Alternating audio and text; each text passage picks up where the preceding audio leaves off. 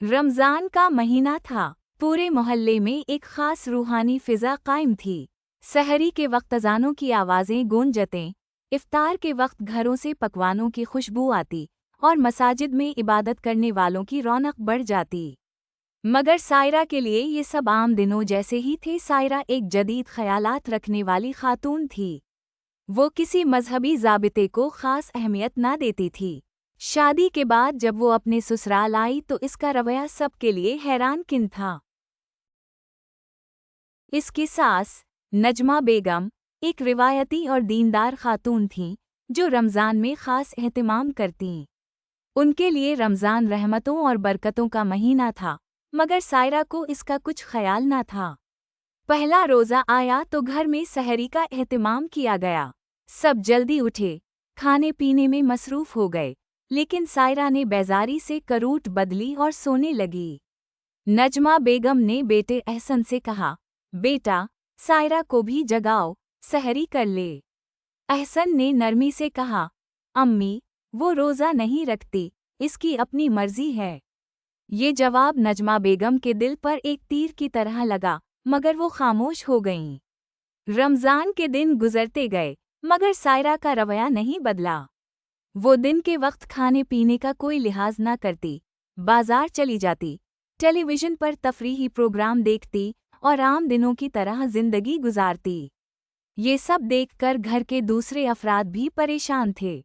उनकी छोटी ननद आयशा, जो खुद एक नेक लड़की थी, अक्सर चुपके चुपके सायरा के रवैये पर अफसोस करती। एक दिन जब सब इफ्तार की तैयारी में मसरूफ़ थे, सायरा मोबाइल पर मसरूफ़ बैठी रही। नजमा बेगम ने प्यार से कहा, बेटी, आज तुम भी हमारे साथ इफ्तार में शामिल हो जाओ। चाहे रोज़ा ना रखा हो, लेकिन बरकत के लिए बैठ जाओ। सायरा ने बेपरवाही से जवाब दिया, अम्मी, मैं इतनी भूख बर्दाश्त नहीं कर सकती। मैंने पहले ही खा लिया था। ये सुनकर सबको दिख हुआ, लेकिन किसी ने कुछ न कहा। अहसन खुद भी अपनी बीवी के रवैये से परेशान था, मगर वो उसे ज़बरदस्ती किसी चीज़ पर मजबूर नहीं करना चाहता था। रमज़ान का आखिरी अशरा शुरू हो चुका था। सायरा की सहेली ज़ारा इससे मिलने आई। वो भी सायरा की तरह आज़ाद ख्याल थी, लेकिन आज वो बदली हुई लग रही थी।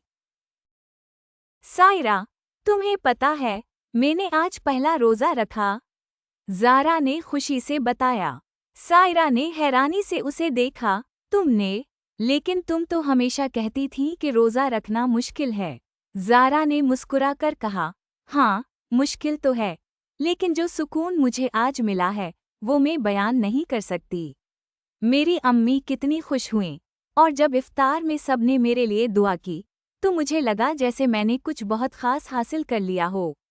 ये सुनकर सायरा कुछ देर के लिए खामोश हो गई। उसने पहली बार सोचा कि शायद वो वाकई कुछ खो रही है। वो अपने रवैये पर नज़रसानी करने लगी।